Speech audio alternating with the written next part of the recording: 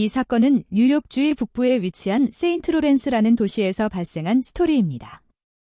뉴욕주의 북쪽 끝에 위치한 도시로 조금만 길을 잘못 들면 캐나다의 국경을 넘어갈 정도이죠. 농장, 소, 사일로 등이 있는 시골 마을이고 95%가 백인으로 구성된 지역이라고 하네요. 2011년 10월의 어느 비 오는 날이었습니다. 4시 53분에 찍힌 CCTV가 12살 게러트의 마지막 모습이었죠.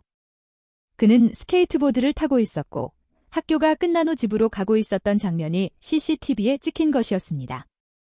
게러트는 인기 많고 활달한 초등학교 6학년 학생이었죠. 게러트는 그의 엄마와 남동생과 함께 살았습니다. 게러트의 엄마 텐디는 작은 시골 마을에서 눈에 띄는 금발 미녀였다고 합니다. 낮에는 은행원으로, 밤에는 바에서 일했다고 합니다.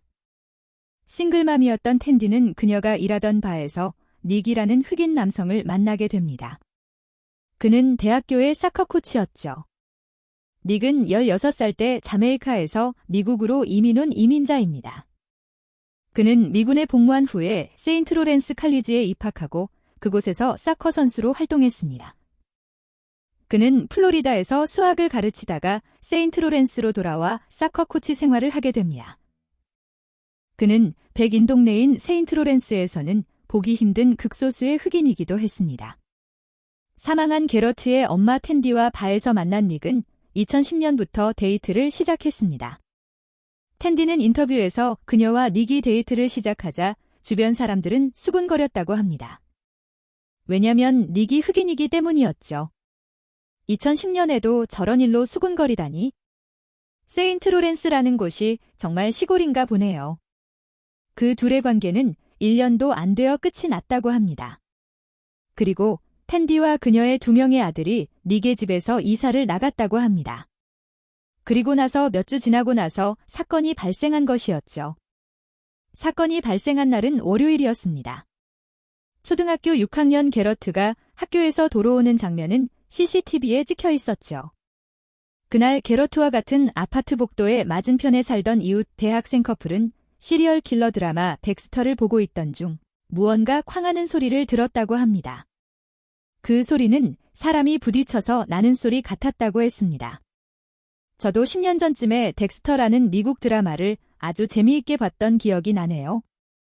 대학생 커플은 아이의 비명소리, 악 하는 소리와 헬프, 즉 도와주세요 라고 소리치는 아이의 목소리를 들었다고 합니다.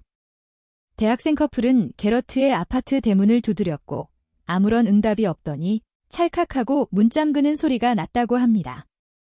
대학생 커플은 무슨 일이 났구나 라고 생각하고 911에 전화하여 이웃집의 아이가 도와달라고 소리 질렀다라고 말하고 빨리 경찰을 보내달라고 합니다.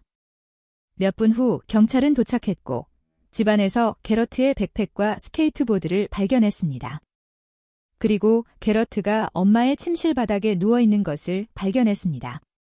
아이는 병원으로 급송되었고 게러트는 이미 심장마비 상태였죠.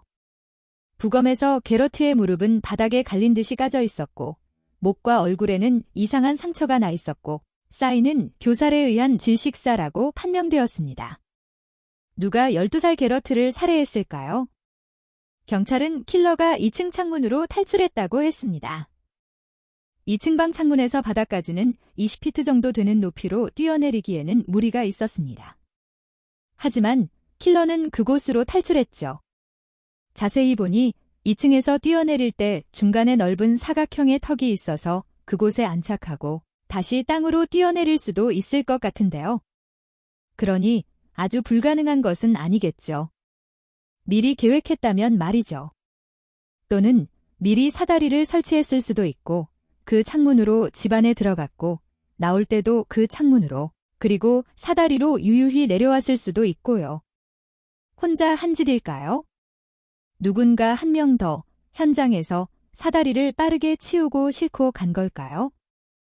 경찰은 이웃들에게 탐문 조사를 했지만 아무도 킬러가 창문에서 빠져나가는 것을 목격한 사람은 없었습니다.